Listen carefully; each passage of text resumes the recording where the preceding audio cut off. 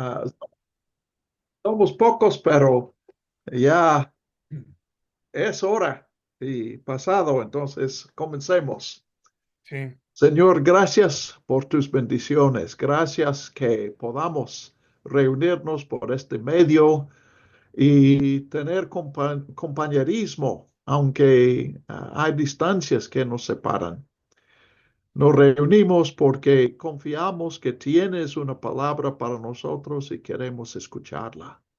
Entonces, háblanos por medio de Marcos esta noche. En el nombre de Cristo. Amén.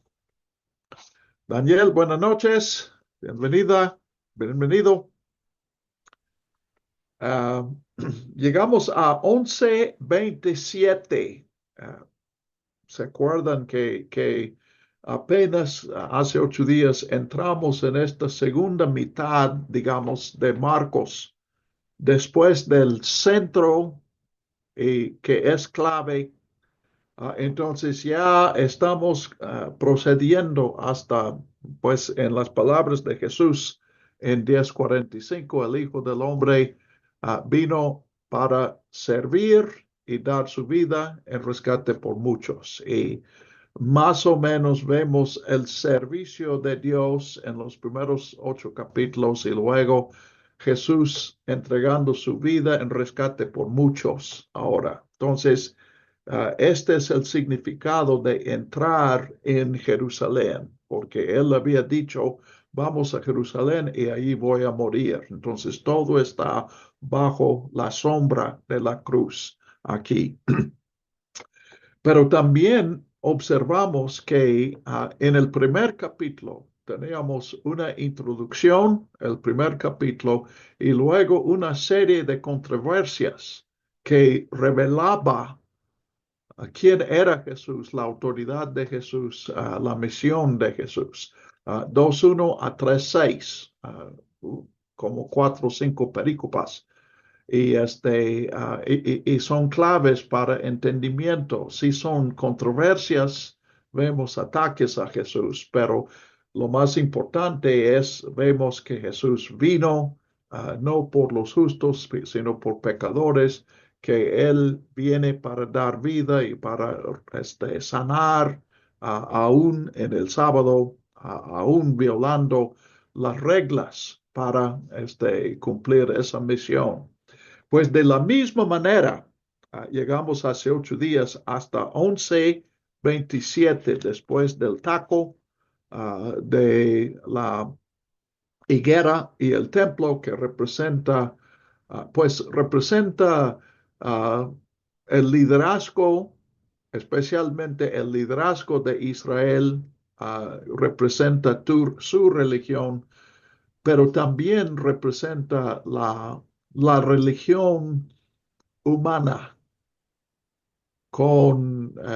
corrompida por el deseo de autoridad, el abuso de autoridad, la necesidad de arrepentirse y someterse a Dios. Entonces, uh, en la medida que tu ministerio y mi ministerio es nuestra, que estamos buscando nuestros fines, nuestra importancia, nuestro reconocimiento, es como la higuera. Eso se va a secar, va a morir. Pero en cuanto es la misión de Jesús y estamos sometidos a su plan, en cuanto hemos aceptado la muerte, porque Jesús dijo, si quieres seguirme, toma tu cruz. No toma un escudo, toma la cruz. Entonces ya nos contamos con muertos, como muertos. Lo que pase, pues no importa, porque ya simplemente estamos en el camino hacia la muerte en solidaridad con Jesús.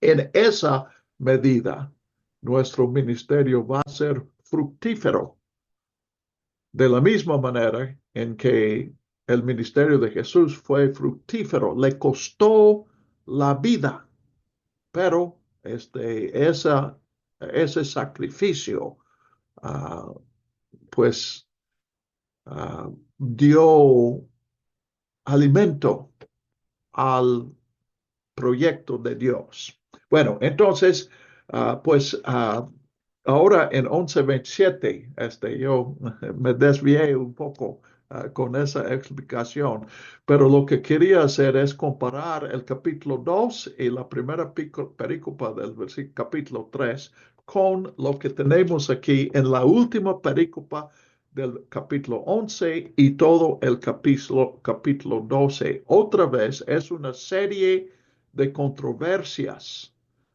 y estas controversias revelan la autoridad de Jesús. Entonces, pues probablemente, ojalá que podamos ver todas estas esta noche. Probablemente eso requeriría todo el tiempo que tenemos. Pero vamos a considerar estas controversias. También son algunas que son claves en nuestro entendimiento de la Biblia. Javier, ¿tenías una palabra? No, no, hermano, discúlpeme, es que levanté las... Sí, a veces alguien, pues yo estoy al pendiente. ah, Cuando estamos en este medio no me es tan fácil como en un salón de clase distinguir quién está pidiendo la palabra, quién tiene un comentario. Entonces, ayúdenme en eso. Entonces, 11:27, la primera de estas perícopas de controversia. Volvieron a Jerusalén. Luego, mientras él andaba por el templo, vinieron a él los principales sacerdotes, los escribas y los ancianos. Estos términos aparecen muchas veces, la combinación varía, pero yo no percibo una diferencia. Si hablan fariseos, si hablan escribas, ancianos, sacerdotes, uh, es un solo grupo en el trama del Evangelio. Y le decían, ¿con qué autoridad haces estas cosas? ¿O quién te dio autoridad para hacer estas cosas? Notemos primero lo absurdo de esta pregunta. Hay personas sanadas que están viviendo en plenitud, donde tenían limitaciones serias. Y estos preguntan, ¿con qué autoridad? Caramba, cuando estás enfermo y buscas algo que te sana, lo de menos es la autoridad que tengan, si pueden ayudar algo para ayudarte. Igual las enseñanzas. La gente viene a Jesús y pasan días completos con Jesús, porque encuentran verdad para sus vidas en sus palabras. Pero aquí pues estos que están en la alianza ministerial y en el seminario, ellos lo que quieren son las credenciales. ¿Qué papel tienes para apoyar lo que estás haciendo?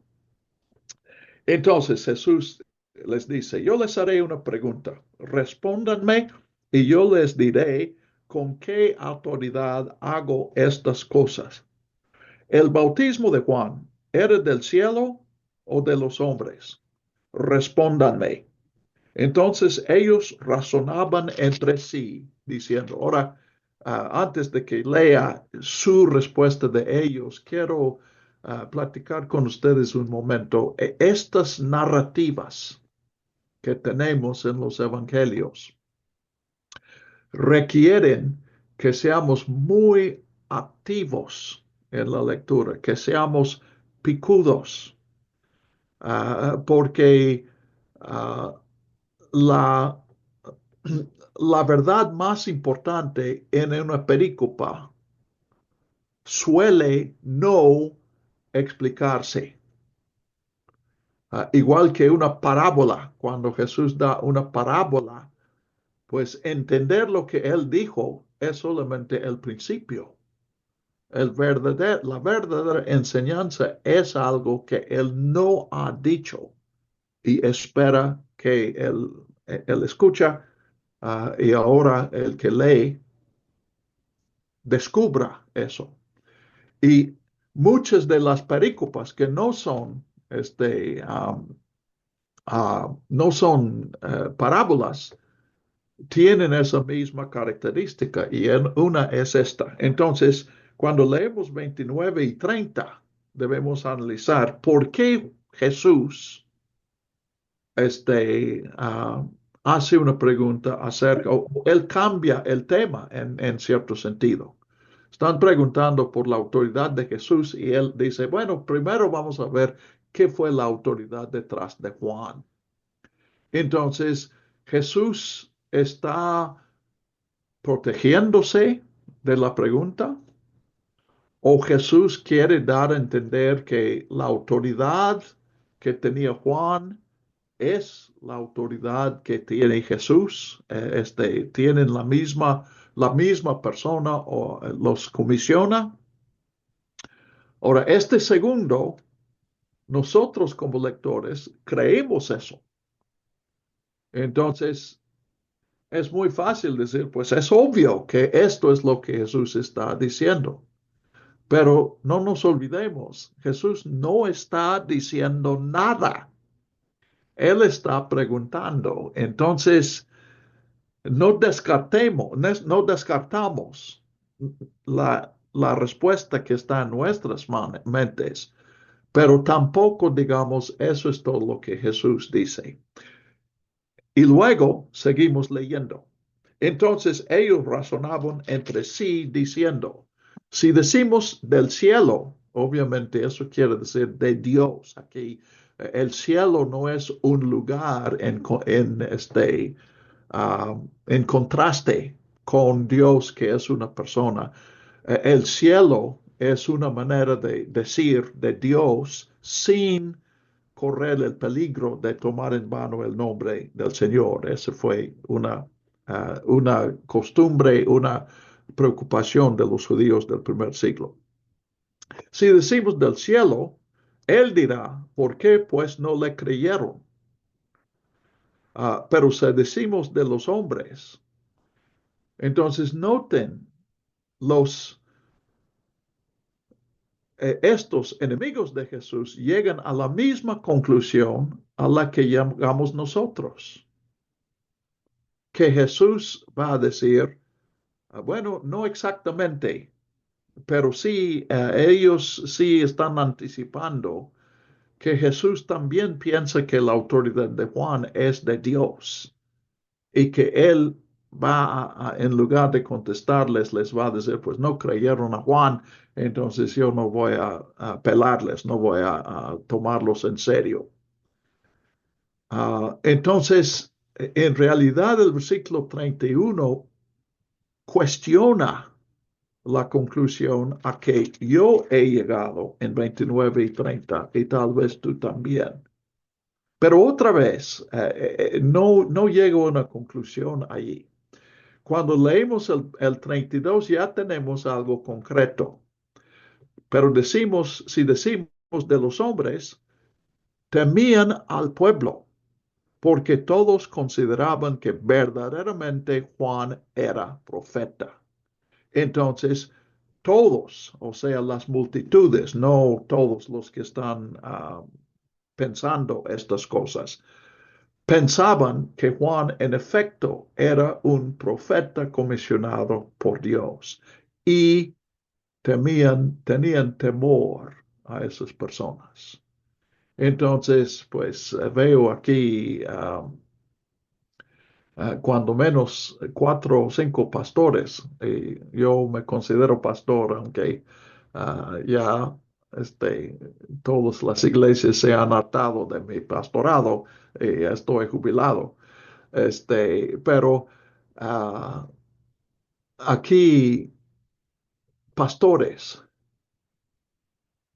¿qué decimos de un pastor que tiene miedo a las ovejas?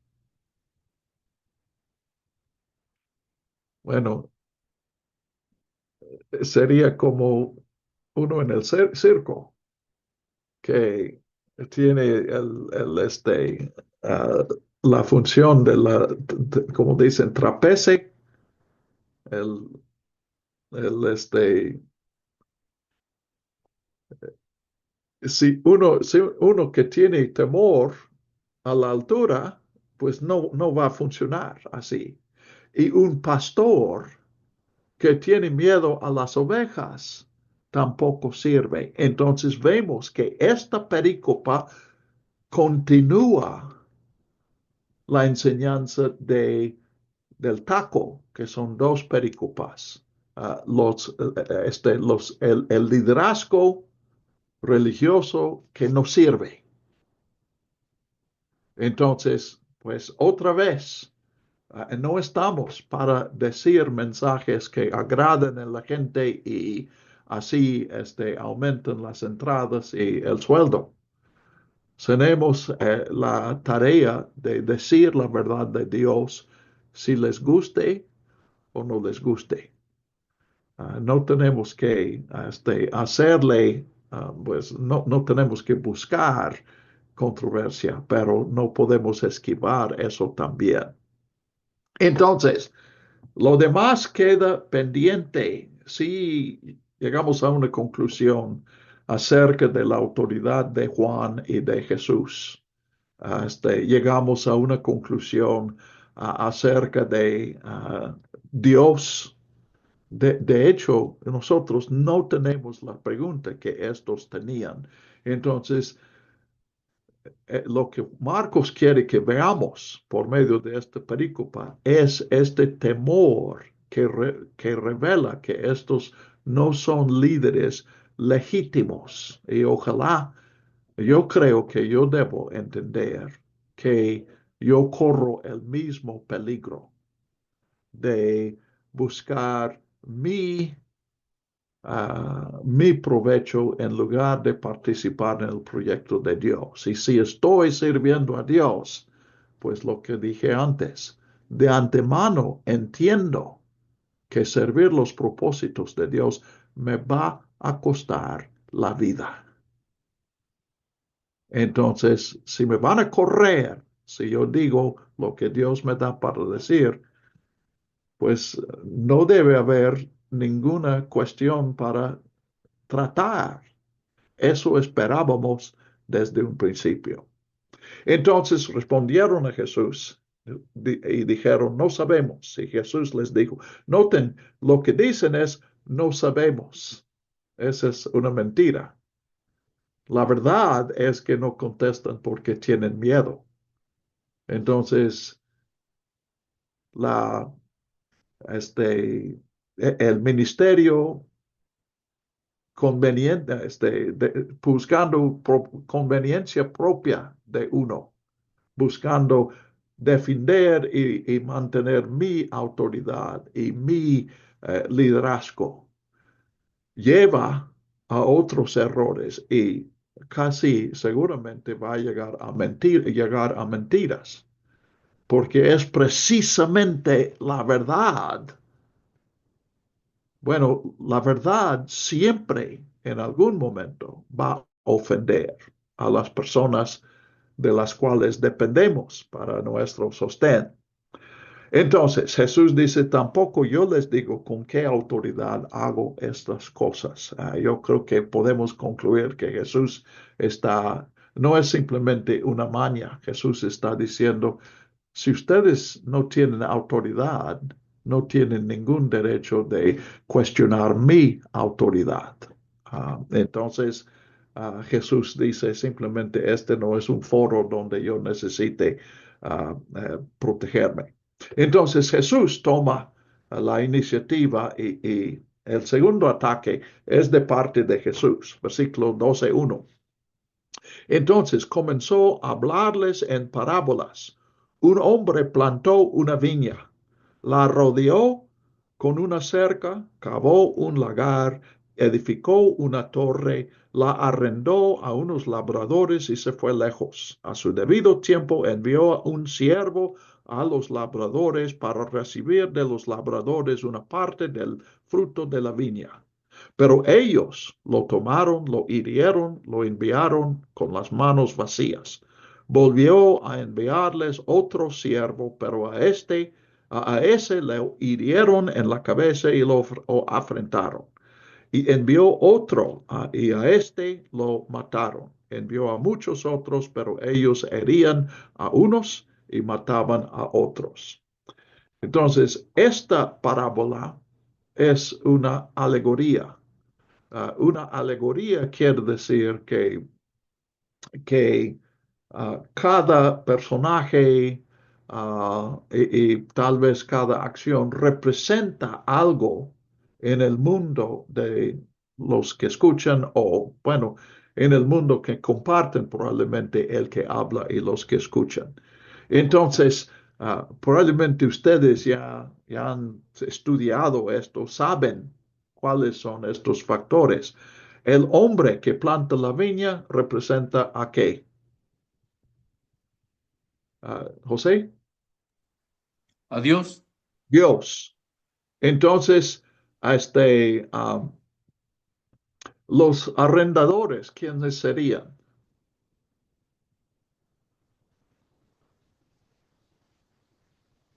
Los que son encargados, los que están atendiendo a la viña. Pues seríamos nosotros. ¿Los judíos? Ok, pensemos, bueno, entonces, ¿qué es la viña?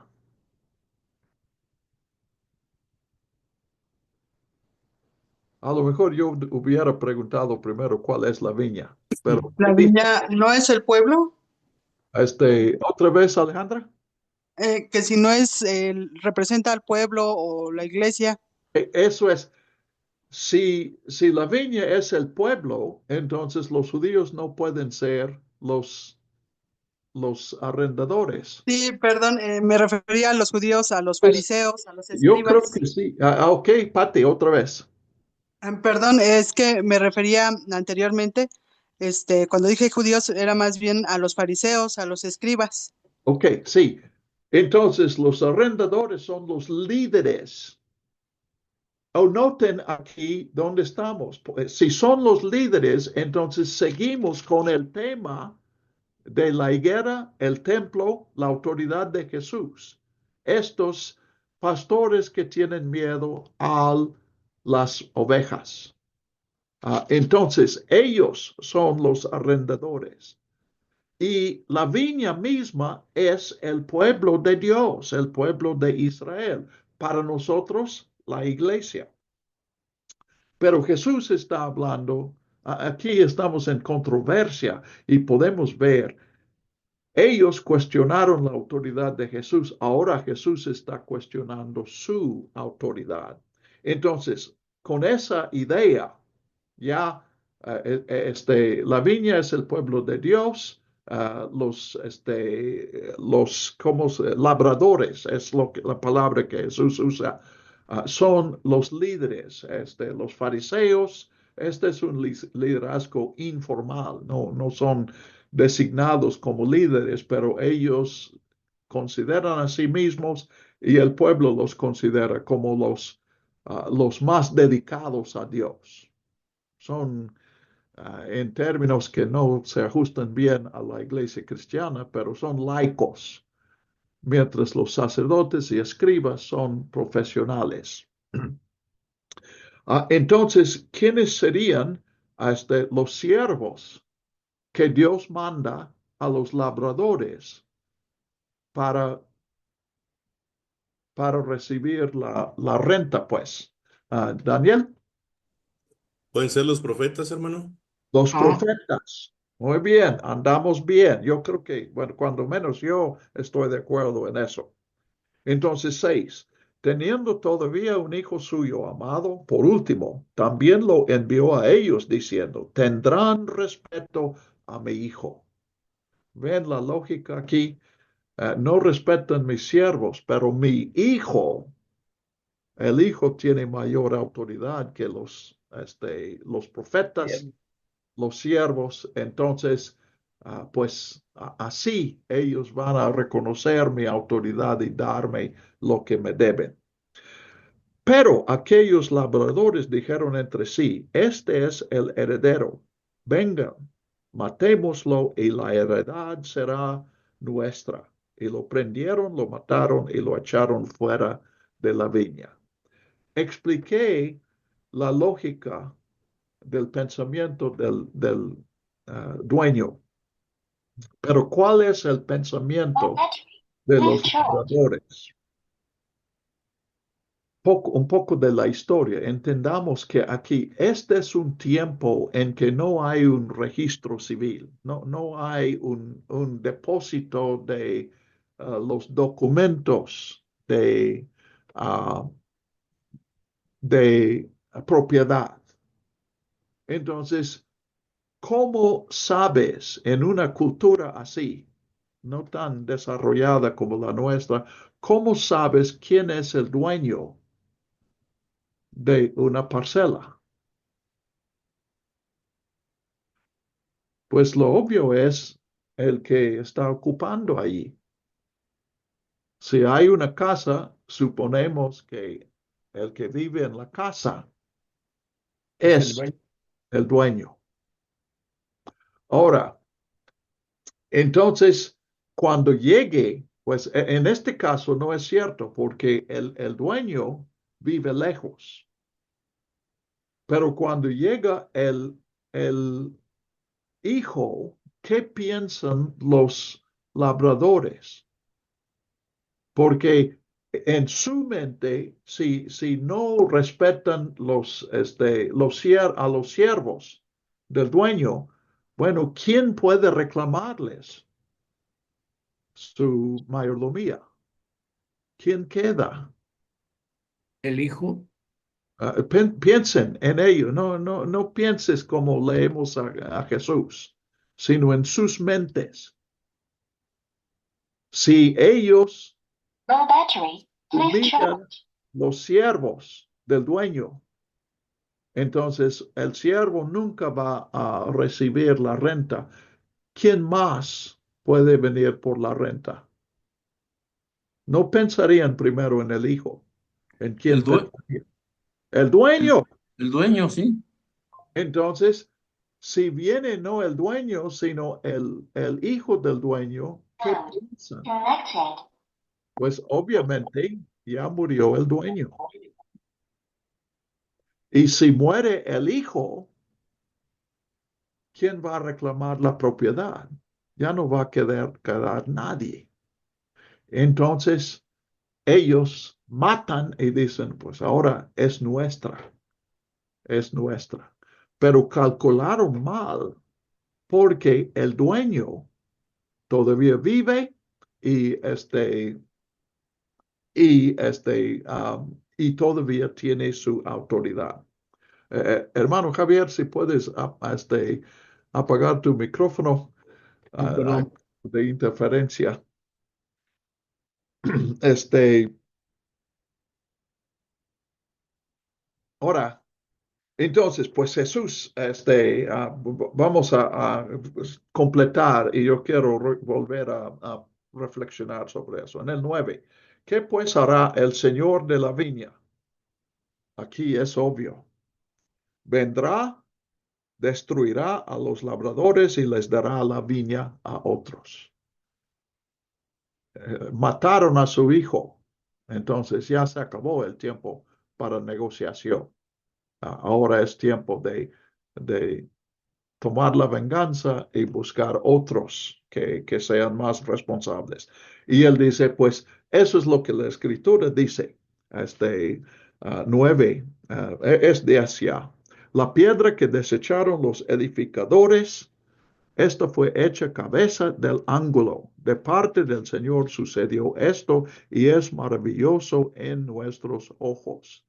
Noten que otra vez vemos el tema del templo, que vimos como símbolo de estos líderes en el capítulo anterior y aquí aparece de nuevo. Y este Salmo 118 se basa en una leyenda popular, un dicho popular, quién sabe si tenía una base histórica, de que una piedra que no servía cuando construían el templo, y una piedra que pues no cabía en ningún lado, entonces los que ah, ah, estaban construyendo no pudieron usarla, entonces la descartaron. Pero cuando llegó el momento de poner la piedra angular para integrar todo y darle fuerza, descubrieron que precisamente esa piedra cabía y servía ese propósito. Entonces, ¿a qué representa la piedra desechada, pero finalmente cabeza del ángulo? Jesús. Jesús. Entonces, lo mismo que el Hijo. Ven aquí, y pues casi cuando entendemos que este es Jesús, estamos viendo resurrección, porque Él llega a ser la piedra angular después de su muerte en la parábola. Eso no es necesaria traducir, pero sí es una correspondencia que vemos. Ah, entonces, ah, ellos procuraban prenderle, pero sorpresa, temían a la multitud porque sabían que en aquella parábola se había referido a ellos y dejándole se fueron. Entonces, el temor al pueblo que vimos en 11:32 aparece de nuevo aquí. Entonces, van a matar a Jesús, pero tienen que encontrar una maña. Nosotros, cuando terminemos de leer, descubrimos que esta maña es Judas, que puede llevarles a Jesús en un momento que Jesús no está en público y lo pueden tomar y hacer con él lo que quieran sin enfrentar a la multitud que no está presente.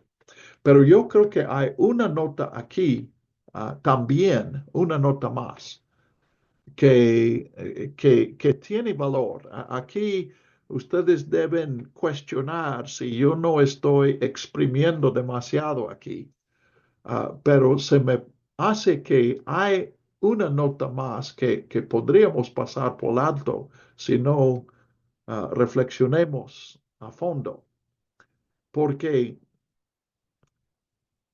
el padre pensaban que iban a responder con respeto a su hijo.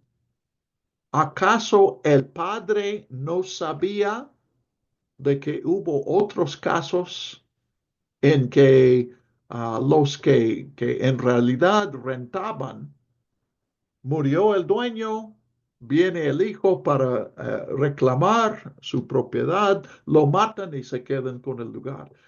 ¿El padre no anticipaba que eso pasara?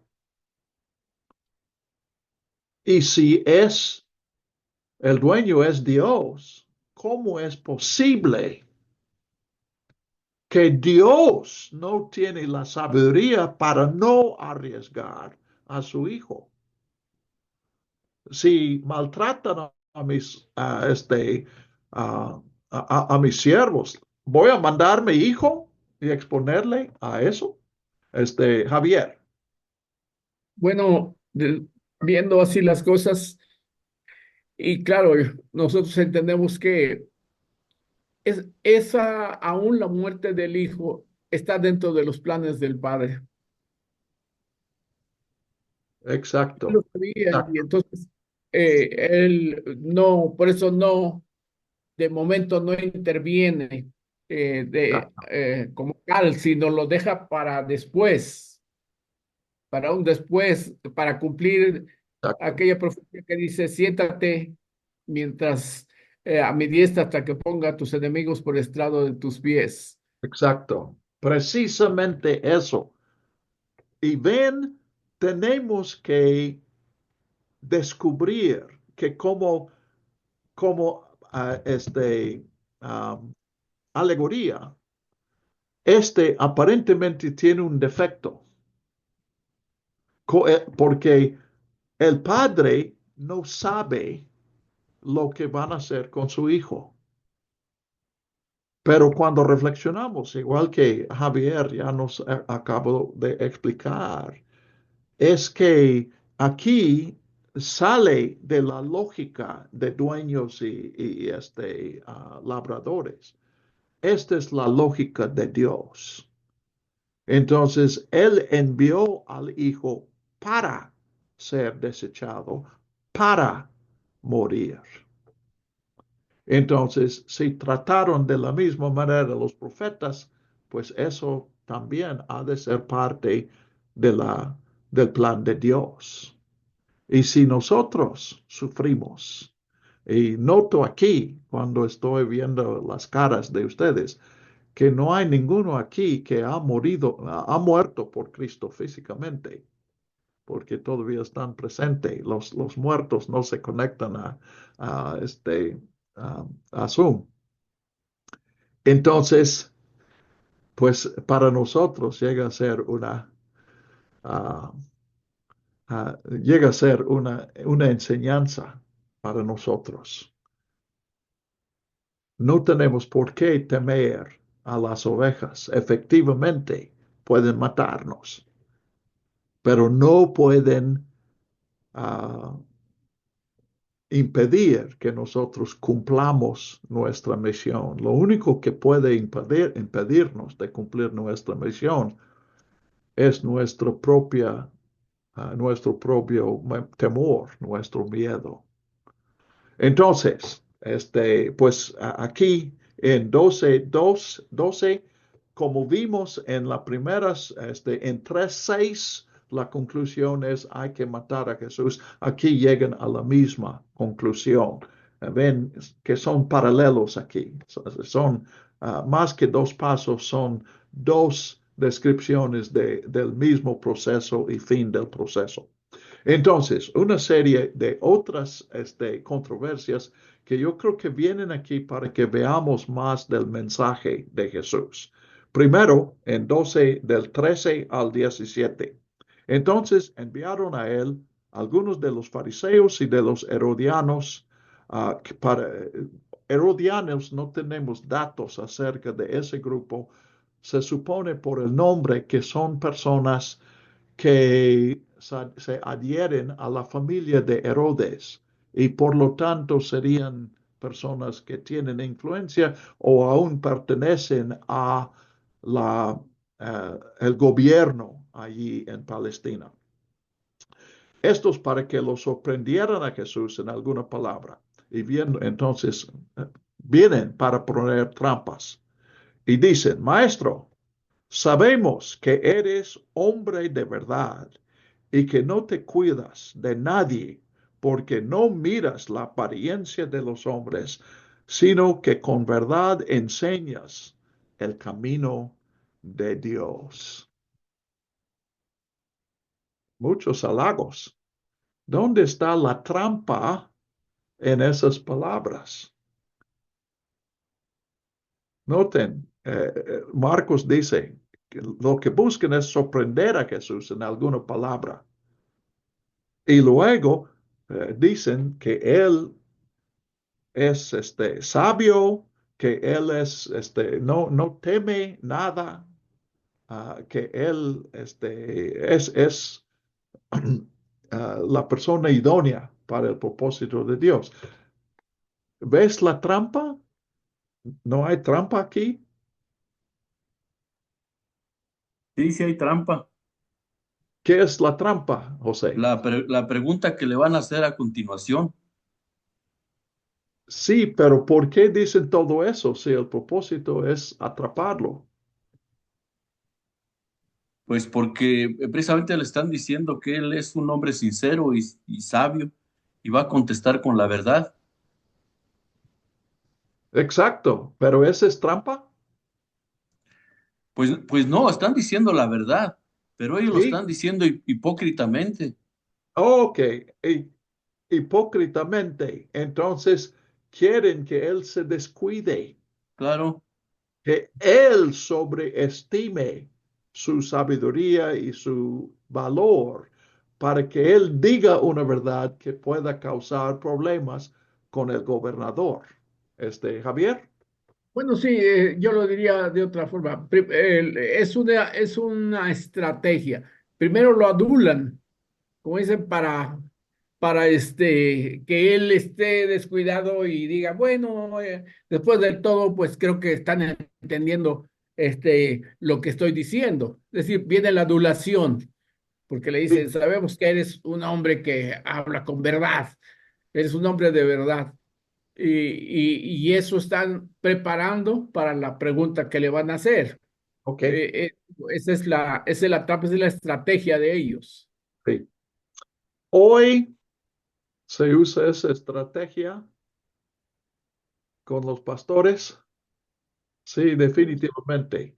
Muchas veces las personas que dicen esas cosas, ellos no quieren atrapar a su poder, a su pastor, pero Satanás sí está allí para poner trampa en esas palabras. Entonces, cuando digan que no sirvas, que Dios no te ha llamado, que todo lo que dices es incorrecto, no lo creas.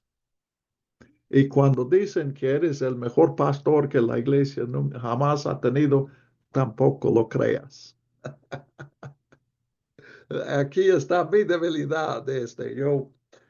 Yo soy más uh, presto a creer los halagos. Bueno, pero Jesús, sí, cuando leemos, Jesús confirma la conclusión a que hemos llegado.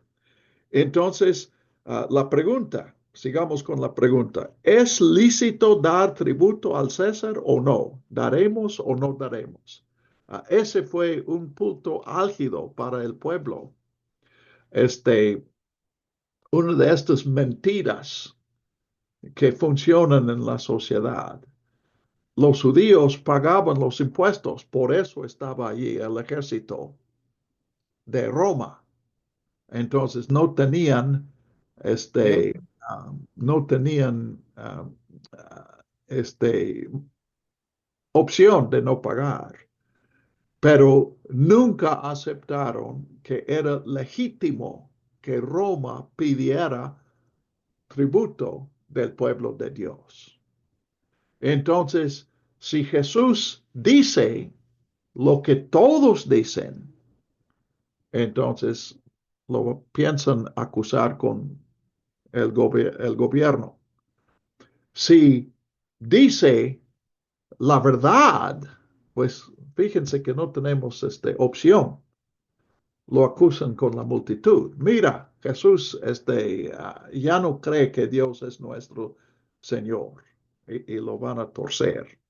Pero, versículo 15, entonces él como entendió la hipocresía de ellos, les dijo, ¿por qué me prueban? Primero él dice, yo entiendo que es trampa.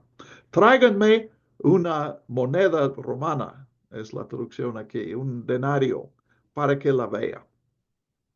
Se la trajeron y él les dijo, ¿de quién es esta imagen y esta inscripción? Ahora acuérdense cuando vimos la limpieza del templo, creo que lo mencioné, no me acuerdo si lo mencioné a ustedes, pero algunas clases lo mencioné, que no podían depositar, creo que a lo mejor la ofrenda voluntaria sí aceptaban lo que la gente echaba allí, pero para la cuota que cada judío debía dar como obligación al templo, no aceptaban una moneda que tenía efigie de hombre y por lo tanto tenían que cambiar sus monedas cuando venían de afuera y lo que compraban era monedas de Tiro que no tenían la efigie de una cara, sino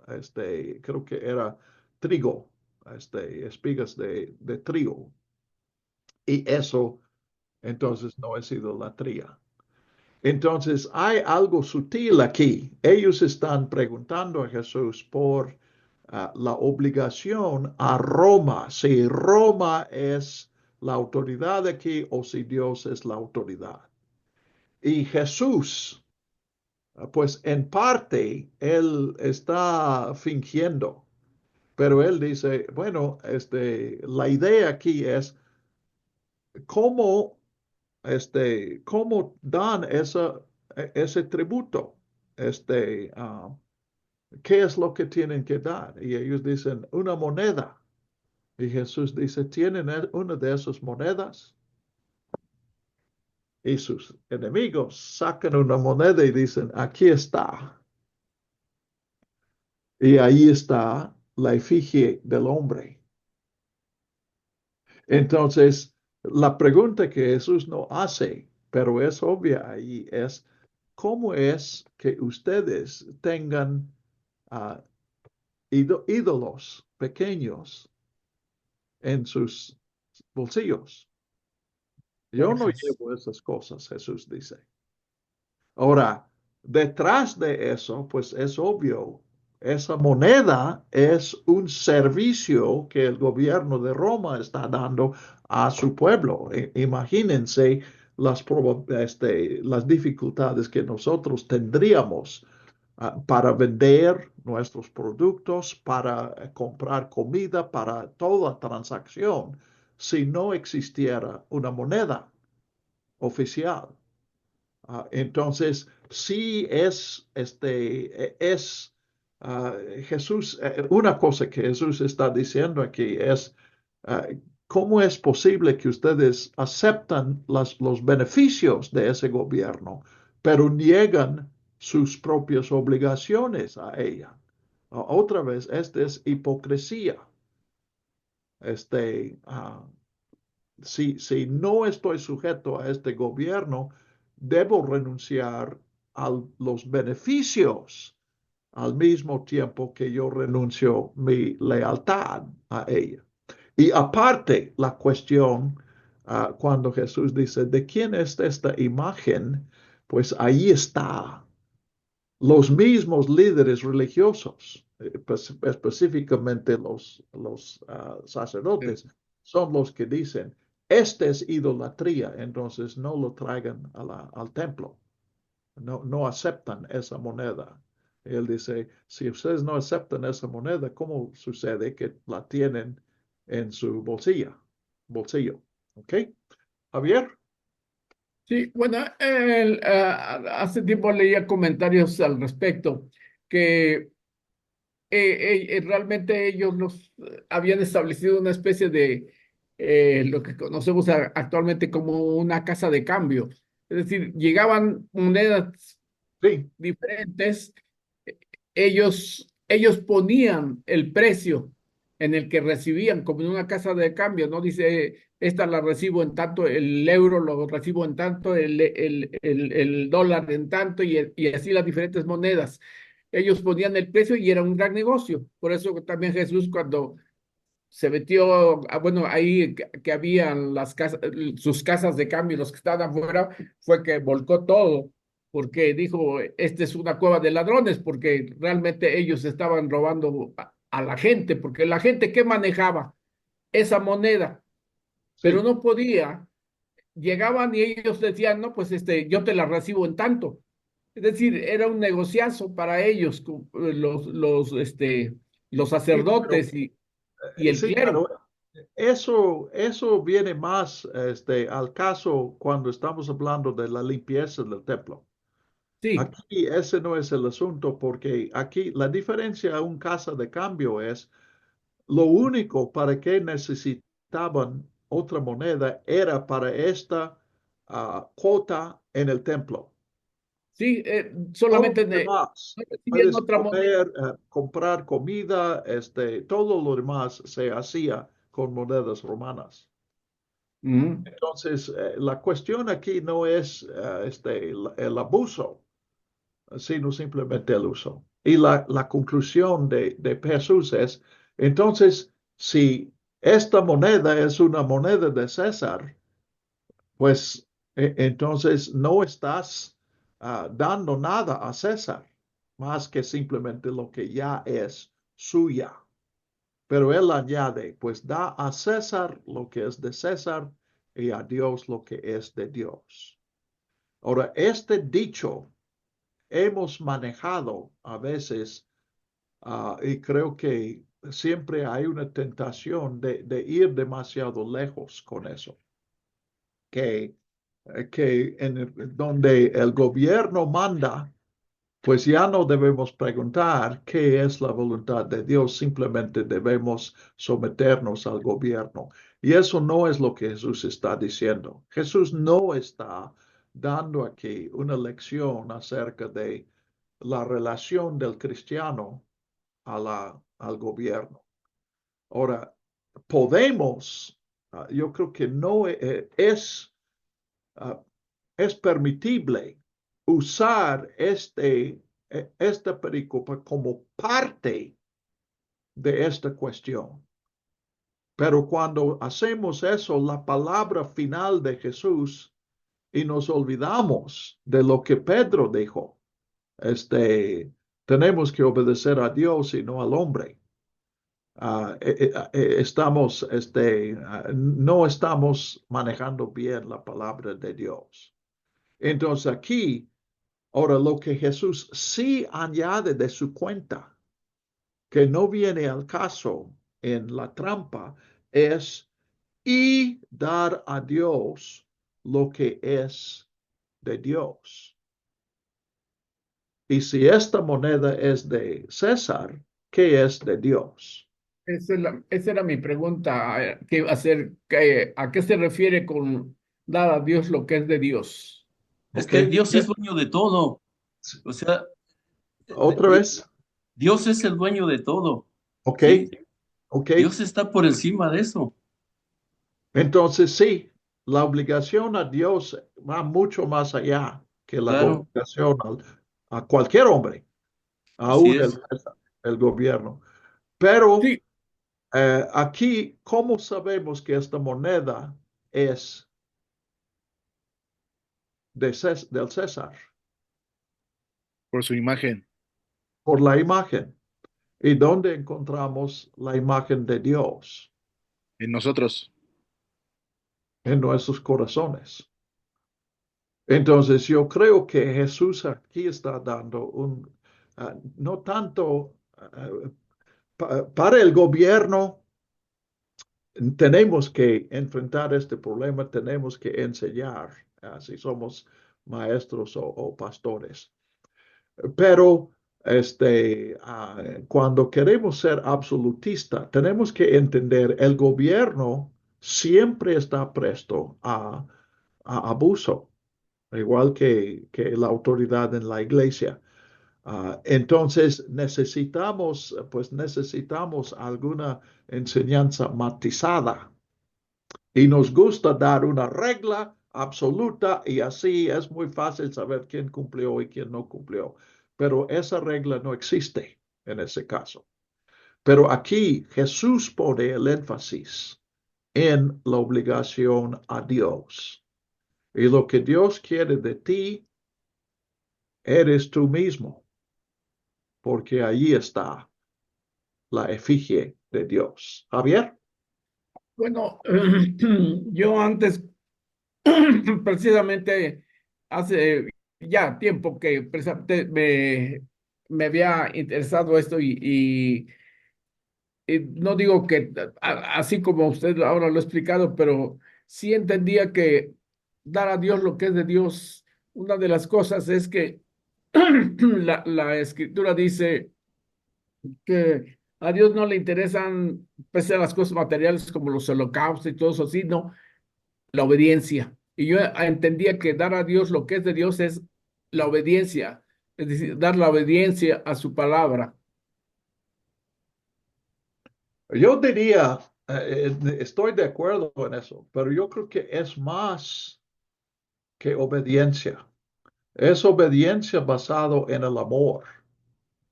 Entonces, uno puede obedecer sin amar. Y lo que Dios nos pide es más de lo que podemos hacer. Lo que Dios pide es que nosotros confesemos que no podemos dar a Él lo que Él merece, que venimos a Él con confesión de nuestro fracaso, de nuestra incapacidad, que dependamos totalmente de Él, que pidamos de Él. O sea, pedimos que Dios nos dé la obediencia, no en el sentido de obedecernos, sino en el sentido de hacernos obedientes, como hijos obedientes. No, no en el sentido absoluto, no somos hijos obedientes al gobierno, pero sí Dios nos llama a ser hijos obedientes de Él. ¿Alguien más pidió la palabra? Pensé que vi una mano, pero no la veo ahora. Si no, pues vamos a la siguiente. Es un poco larga y noten que dice, vinieron a él unos saduceos. Los saduceos, leemos en Hechos por el capítulo 25, más o menos. Tal vez es 22, pero por allá, Lucas explica que los saduceos no creían en la resurrección. Los fariseos sí y el pueblo en general. Entonces, aquí podemos leer entre líneas, los fariseos, versículo 13, van con los saduceos, 18, y dicen, ¿se acuerdan de esa pregunta que nos hicieron y no pudimos contestarles? Pues ahora háganla a Jesús. Queremos confundirle a él. Entonces, los saduceos, pues en base de la escritura, hablan de 7 hermanos. El primero toma una esposa y luego muere sin ningún problema. Entonces, la ley dice, el hermano tiene la responsabilidad de tomar la esposa de su hijo, de su hermano, y yo entiendo que cómo funcionaba era el primer hijo que nace es legalmente hijo del difunto. Pero en ese caso, los 7 se casaron con ella y nadie tuvo hijos y todos murieron. Yo creo que tal vez la solución sea que coman en restaurante en lugar de comer la comida de esa hermana. Pero bueno, dicen, entonces, en la resurrección, ¿de quién es esposa ella? La pregunta es real para mí porque mi papá se enviudó 2 veces y entonces finalmente tuvo 3 esposas que yo entiendo que los 4 ahora están con el Señor. Entonces, pues, ¿cómo es esa relación? No sé, resulta, bueno, eso no tiene nada que ver con Marcos, pero aquí a 2 horas de mí está enterrado mi papá con una de estas mujeres, mi mamá, en un lado de él y la segunda en el otro lado de él. Cuando se casó con la tercera, él le explicó, él dijo, pues ya no tengo lugar para ti en el cementerio. Y dice, no importa, yo no quiero estar ahí con ustedes, yo no me quiero meter en ese rollo. Entonces ella está enterrada en otra ciudad. Pero bueno, vamos a ver, porque nuestro propósito es entender las palabras de Jesús, nada más que entendamos la maña que existe aquí. 24. Entonces Jesús les dijo, no es por esto que están equivocados, porque no conocen 2 cosas. Primero, las escrituras. Segundo, el poder de Dios. Y luego él dice algo que se ha explicado mucho y los que lo han explicado son ignorantes. Entonces hay mucha ignorancia que se disfraza de sabiduría acerca de este versículo. Porque cuando resuciten de entre los muertos, no se casarán ni se darán en casamiento, sino que son como los ángeles que están en los cielos. Entonces, es obvio aquí, pues la primera pregunta que se nos ocurre en 25 es, ¿cuál es el estado civil de los ángeles? ¿Quién me puede contestar? Pues no lo sabemos. ¿Ok? Gabriel. No sé si es Mateo el que dice que ni se casan ni se dan en casamiento, o sea, no son casados, pues, son asexuales, no tienen, no son ni hombres ni mujeres. ¿Ok? ¿En qué se basan para decir eso? En este versículo. Sí. Entonces, si yo digo, este, pues todo X es Y, entonces este es un X, ¿qué es? Y dices que es un Y, ¿cómo lo sabes? O sea, usen este versículo para saber el estado civil de los ángeles. Todos son solteros y solteronas. Sí, bueno, sí. Pues ni siquiera toman otro paso y dicen, no tienen sexo. Entonces nosotros no vamos a tener sexo. Y entonces ven que dan la vuelta a este versículo. Usan el versículo para explicar el versículo. Eso no se vale. Si encontramos un billete en la calle y yo digo, ese billete es mío, y tú dices, ¿y cómo sabes que es tuyo? Porque así lo digo. Bueno, eso no quiere decir, lo único que estoy diciendo es que quiero el billete y estoy engañando. Entonces, Jesús supone que los lectores o los oidores saben algo que tú y yo no sabemos. Entonces no podemos sacar lo que sabían de lo que Jesús dice, porque él no lo explica. ¿Ok? Javier. Bueno, con respecto a los ángeles y la diferencia entre los ángeles y toda la corte celestial y todos los seres espirituales es distinto, son creación de Dios, pero la creación del hombre, el propósito de que los hizo con sexo fue para reproducirse. Es decir, el propósito del hombre de tener sexo era la reproducción para tener hijos y crear una descendencia. Pero en el caso de los ángeles, no tiene sentido que ellos tengan, igual que nosotros, sexo, porque pues Dios los crea, los hizo así directamente, porque no es el propósito de los ángeles tener que reproducirse, porque Dios los reproduce directamente. Digo, es una idea que estoy ahorita pensando, ¿no?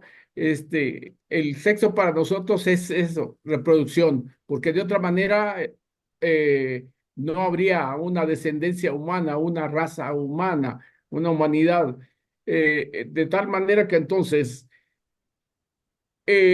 cuando dice el que en este caso nosotros vamos a ser como los ángeles, no es que vayamos a tener alitas o cualquier cosa, sino vamos a hacer el propósito que tuvo el sexo aquí en la tierra, es un propósito que ya no lo va a tener allá ¿En qué te estás basando? ¿Cómo sabes, primero, que el propósito del sexo es la reproducción? porque él Segundo, así, ¿cómo sabes que los ángeles no se reproducen? no hay, porque no, bueno, al menos la escritura no habla nada acerca de Exacto. ello. Entonces, no sabemos nada de eso. podemos, podemos decirlo, pero luego si nos basamos en eso para interpretar, estamos interpretando la escritura de acuerdo a nuestra propia autoridad. La Biblia ni siquiera dice que Dios creó los ángeles. En Génesis 1 no se menciona ningún ángel. En el 2 tampoco. Entonces, nosotros, cuando dices eso, muchos escuchan y suponen que estás enseñando, pues no estoy hablando de ti en particular, pero cuando escuchamos eso en la escritura, se da la impresión de que eso es lo que Dios ha revelado, pero Dios no ha revelado eso. Entonces necesitamos, aquí quiero hacer hincapié en eso, porque estamos haciendo, o estamos, no estoy diciendo ustedes, pero como iglesia estamos haciendo errores serios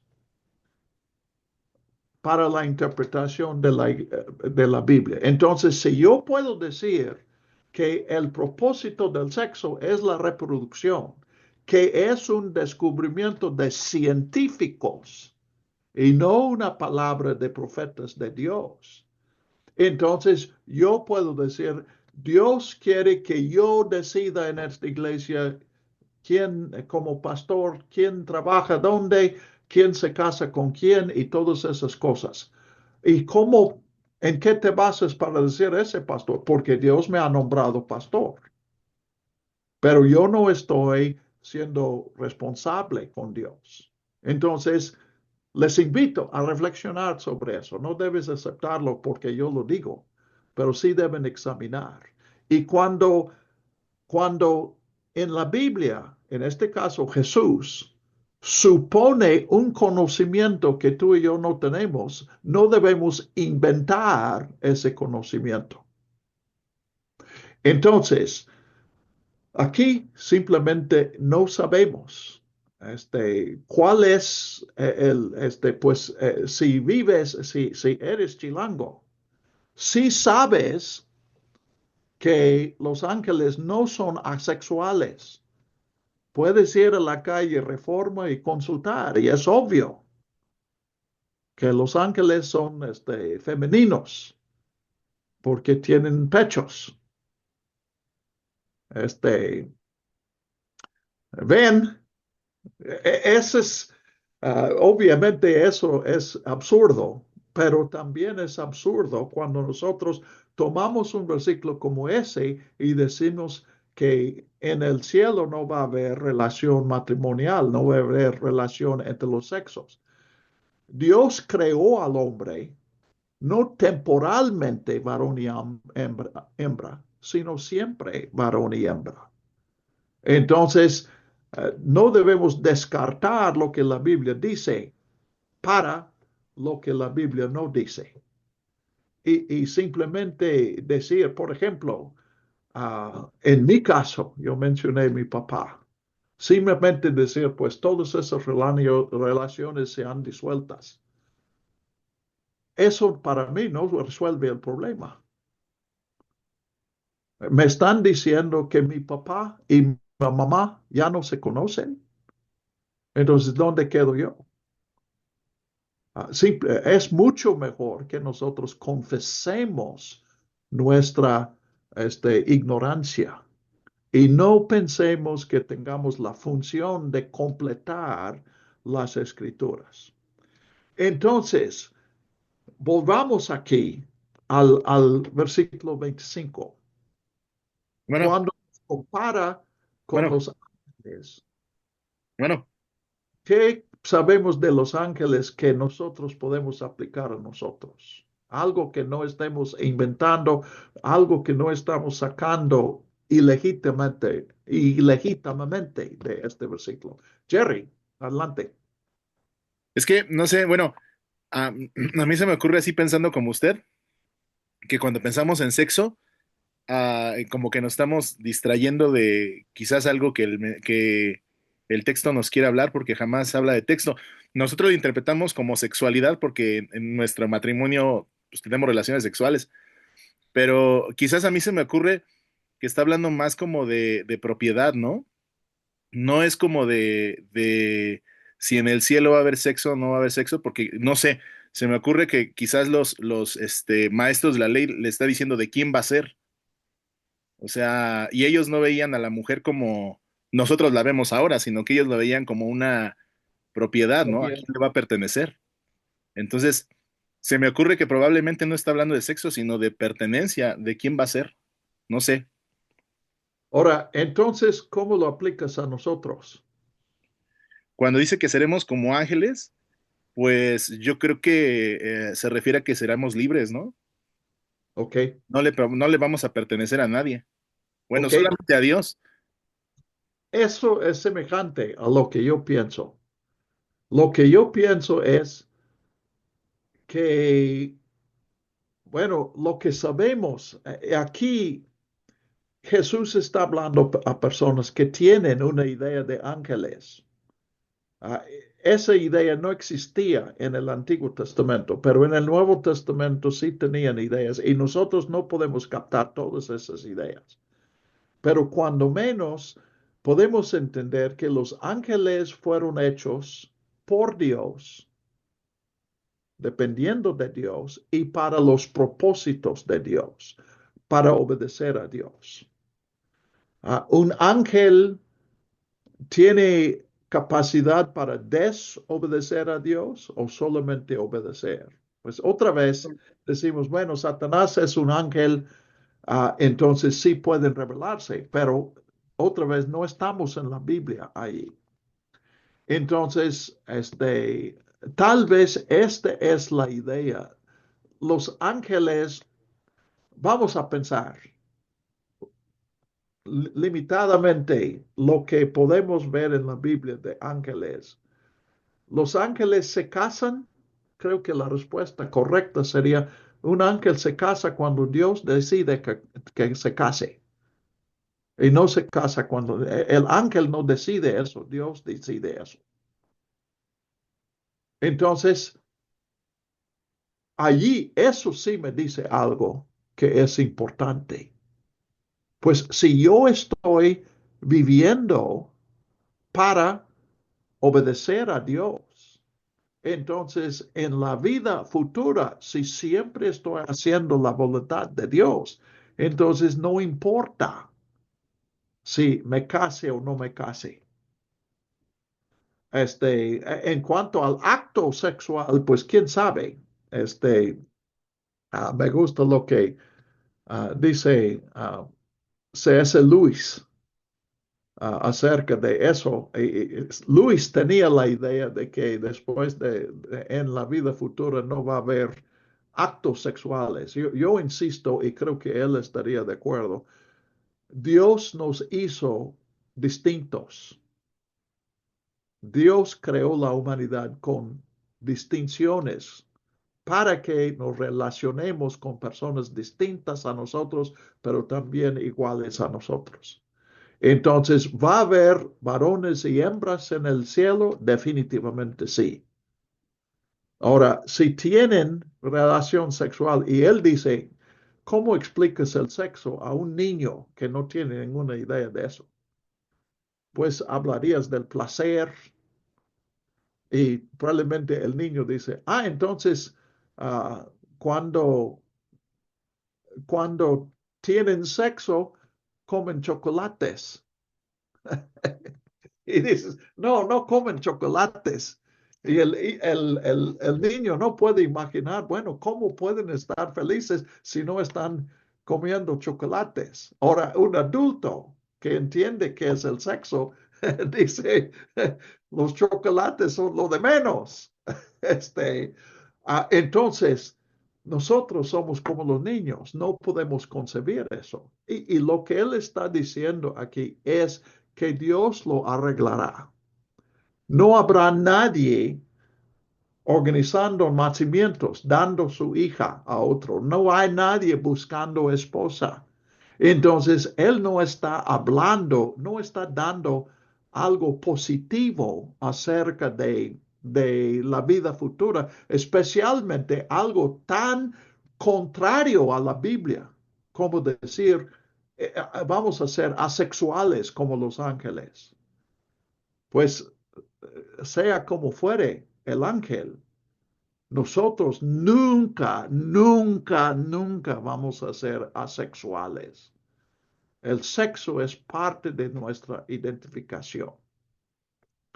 Eso es aparte de la práctica. Realmente en la Biblia, lo que dice del acto sexual, yo creo que entendiendo bien la Biblia, no dice nada directamente, pero el sexo, yo creo que bíblicamente es dado más para ejercer la relación, para relacionarse. Y la reproducción es secundario en el caso del ser humano. Pero será que en el futuro, si nosotros dudamos que vaya a haber nacimientos en el futuro. Otra vez, eso no es algo que la Biblia enseña, pero yo creo que es una conclusión más legítima. Pero entonces desaparecerá el sexo, pues eso no tiene nada que ver, porque el sexo nunca fue para eso. Aquí estamos realmente tomando doctrina católica y un error de los católicos. Pero otra vez, finalmente, si el niño cuando crezca y descubra la relación sexual, pues deja de pensar en chocolates y no está con su esposa pensando, ojalá que tuviera unos chocolates. Entonces, de la misma manera, cuando estamos allí, eso no va a ser problema para nosotros. No podemos anticipar la respuesta, pero sí podemos afirmar que no es problema. Entonces, este es el poder de Dios. Él dijo, no entienden las escrituras ni el poder de Dios. Entonces, como los ángeles en 25 está hablando del poder de Dios. Dios arregla eso, sea que cada ángel tenga su cónyuge o que ninguno tiene cónyuge. Quien decidió no son los ángeles, es Dios. Y podemos confiar que Dios va a arreglar eso. Entonces, ese caso de los 7 hermanos y una esposa, ese no va a ser ningún problema, porque Dios nos va a proveer con una comunidad completa. Y de la misma manera, algo que yo no puedo imaginarme, pero yo sí creo, en base de la Biblia, que la relación con mi papá, con cada una de estas 3 señoras, va a ser más profunda, más completa, más satisfactoria. Ahora, eh, tener una relación sexual con las 3, no concibo que eso sea parte de ese futuro, pero sí concibo que no va a faltar nada y no va a haber ninguna tensión entre las 3 esposas. Hasta allí. Entonces, cuando nosotros contestamos esas preguntas que no tenemos respuestas, no estamos confiando en Dios, estamos dudando del poder de Dios. Entonces, bueno, hemos tratado eso porque se ha usado mal en muchas ocasiones, pero segundo, él vuelve a las escrituras y cita a las escrituras en el 26. Y con respecto a si resucitan los muertos, ¿no han leído en el libro de Moisés cómo le habló Dios desde la zarza diciendo, yo soy el Dios de Abraham, de Isaac y de Jacob? Dios no es Dios de muertos, sino de vivos. Ustedes se equivocan mucho.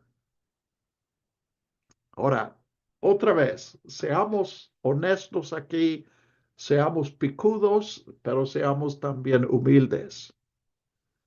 Dios estaba diciendo a Moisés que estos tres patriarcas habían vuelto a vivir.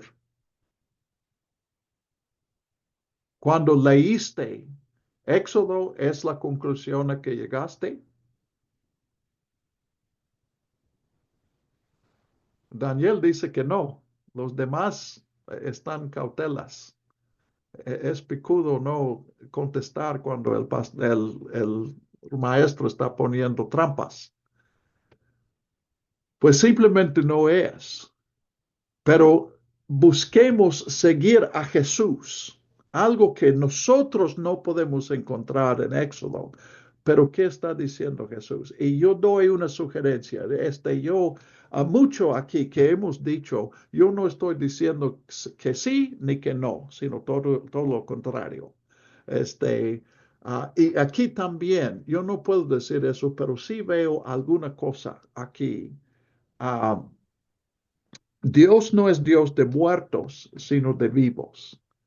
Esto no es una conclusión lógica de la historia de Moisés, pero sí es una revelación por Jesús. Y lo que yo estoy entendiendo es lo siguiente. A nadie le gusta que mueran sus amigos o su familia.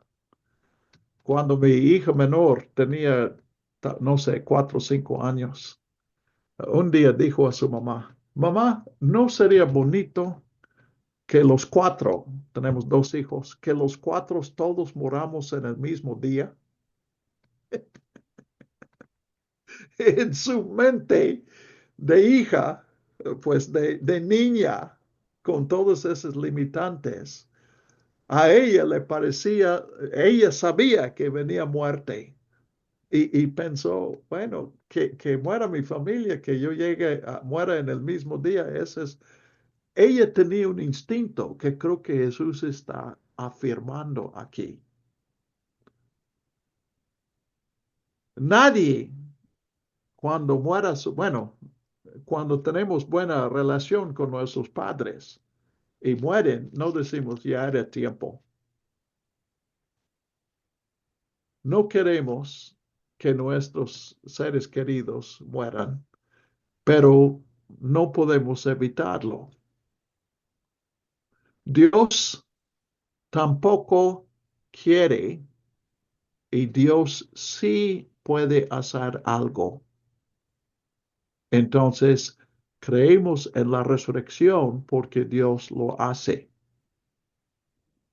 Ahora, ha llegado a ser para nosotros una revelación en las Escrituras.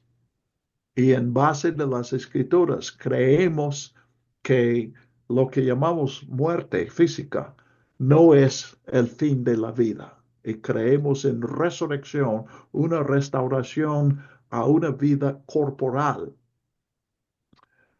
Pero Jesús aquí está hablando de una base lógica. Jesús no cita a una escritura que dice resucitarán.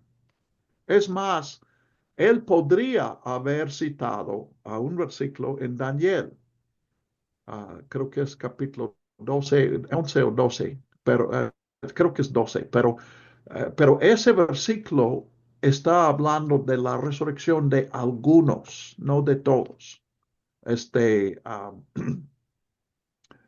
bueno, no está claro, podría entenderse como todos, pero Jesús más bien va a un lugar donde no pensamos para nada.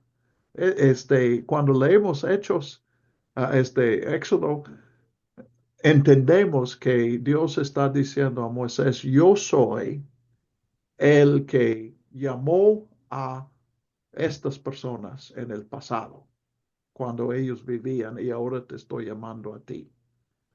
Pero Jesús ve otra dimensión ahí, o que Jesús como divino revela esa otra dimensión. Dios no es Dios de muertos, sino de vivos. Entonces, todos los que tienen relación con Dios viven. Y esa relación nunca termina.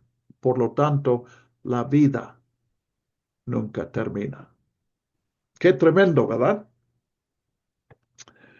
Este, bueno, este ha sido controversial, tal vez el más controversial de estos, pero reflexionen aquí sobre la interpretación, cómo nosotros sacamos conclusiones de la Biblia para nuevas situaciones. A veces eso es necesario. A veces es solamente nuestra controversia. Por ejemplo, armar una doctrina, angelología. Bueno, la angelología de la Biblia es una hoja en blanco. La Biblia no enseña nada de los ángeles. Y tomar lo que la Biblia dice o lo que la Biblia supone de los ángeles y tomar eso como doctrina de la Biblia es un error garrafal. Javier. Bueno, yo lo que veo aquí es que,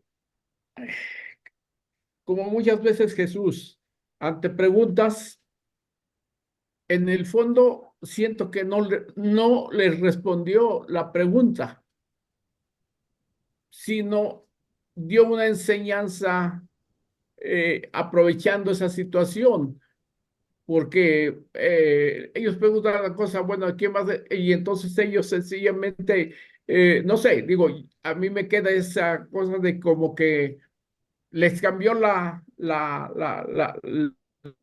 el tema, la plática, y él da una enseñanza de algo que distinto a lo que tal vez ellos preguntaban, un poco distinto. Digo, porque muchas veces así Jesús le hacen preguntas y no las responde en ese momento, sino dice algo para que después la gente lo pueda poder discernir o pensar en quedarse pensando en lo que está diciendo, pero así yo siento que no responde la pregunta, eh, ¿A cuál pregunta? a la pregunta de que de quién iban a ser Ok, esposas. porque hay dos preguntas. Sí, bueno, de quién iban a ser esposas. Sí, sí. Ahora, la otra pregunta es, ¿la resurrección es una realidad? ¿Sí va a haber resurrección? ¿Ves? Ellos nunca dijeron eso, pero inventaron esa historia precisamente por la controversia sobre esa cuestión. ¿Hay una resurrección o la muerte es el fin? ¿Crees que hay una respuesta de Jesús a esta segunda pregunta, que en realidad es la primera? Bueno, creo que desde ese punto de vista es una respuesta.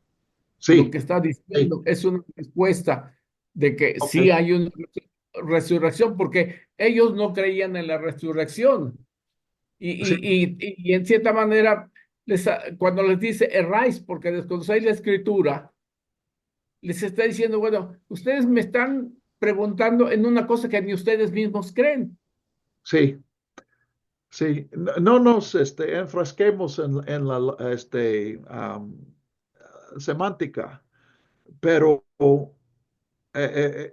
27, estamos de acuerdo en, bueno, el 20, sí, el 27 no es directa, pero es respuesta a la pregunta, ¿va a haber una resurrección? ¿Sí o no?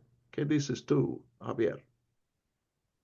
Bueno, yo digo que sí. Sí, ok, sí, pero tenemos que sacarla. Para mí, sí hay una respuesta a la otra pregunta en el versículo 25. Pero lo mismo, no es una respuesta directa, pero lo que yo concluyo es que Jesús está diciendo, Dios arreglará eso. Nadie tiene que resolver esa cuestión, la cuestión teórica que tenían, que inventaron estos saduceos, o la cuestión real que yo estoy enfrentando. Sí, lo que Jesús está diciendo es, confía que Dios vaya a resolver eso, no te preocupes por eso. Nosotros, en la tierra, era una pregunta real. Cuando muere una persona, su esposa está desamparada.